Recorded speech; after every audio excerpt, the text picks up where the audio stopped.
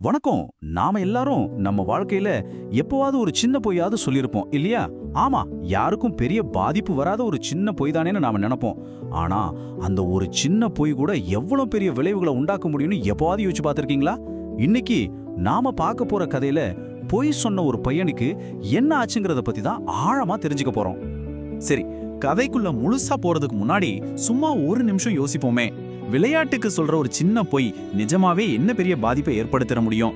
ஒரு நல்ல உறவை உடைக்க முடியுமா, இல்ல ஒரு உயிரைய பறிக்க முடியுமா? வாங்க பார்க்கலாம். வாங்க, இப்போ நாம நேரா சிங்காரபுரம்ங்கிற அந்த அழகான பசுமையான கிராமத்துக்கே போலாம். அங்கதான் நம்ம கதையோட ஹீரோ கோவிந்தன் இருக்கான்.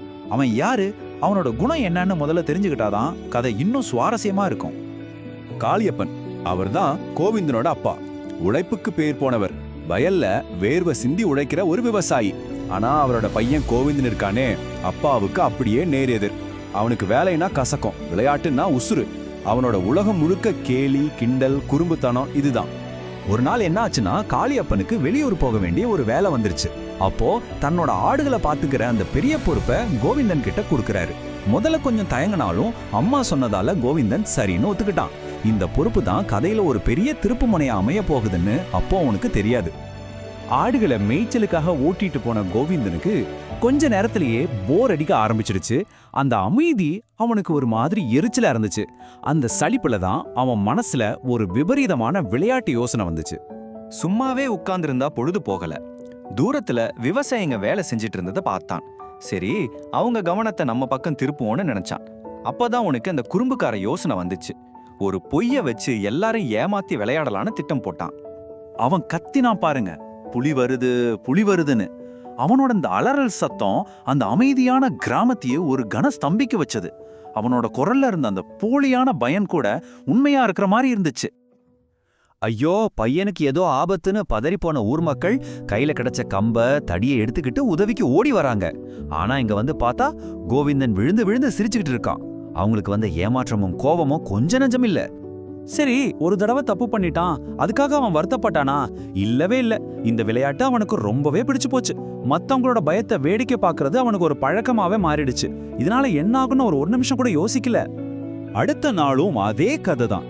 அதே அலறல் சத்தம், மக்கள் பயந்து ஓடி வர்றத பார்த்து கோவிந்தன் கைதட்டி ரசிச்சான்.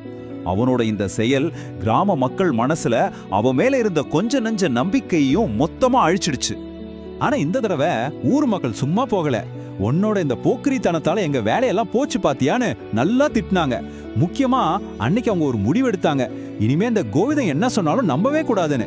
நம்பிக்கைங்கிற கயிறு அன்னைக்கு அருந்து போச்சு. இப்படியே 2 நாள் போச்சு.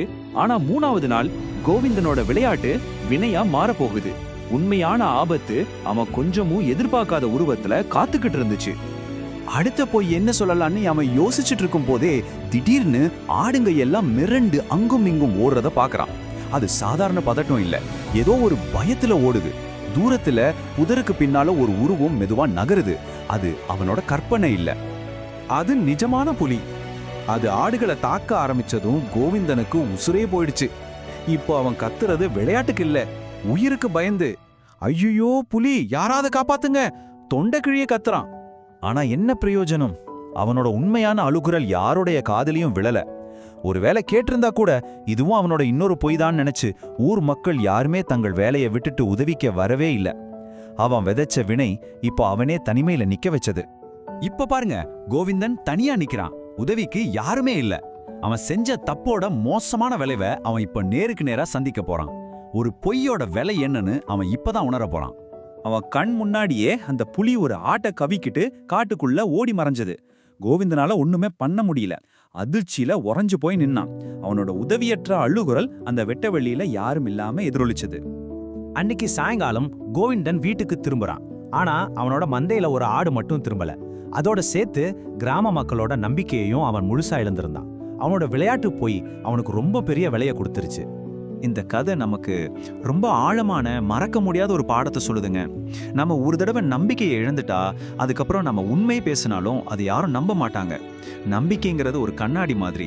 ஒரு தடவை உடைஞ்சிருச்சுன்னா திரும்ப ஒட்ட வைக்கிறது ரொம்ப ரொம்ப கஷ்டம். அதனால அடுத்த தடவை நம்ம ஒரு வார்த்தை பேசுறதுக்கு முன்னாடி ஒரு செகண்ட் யோசிப்போம்.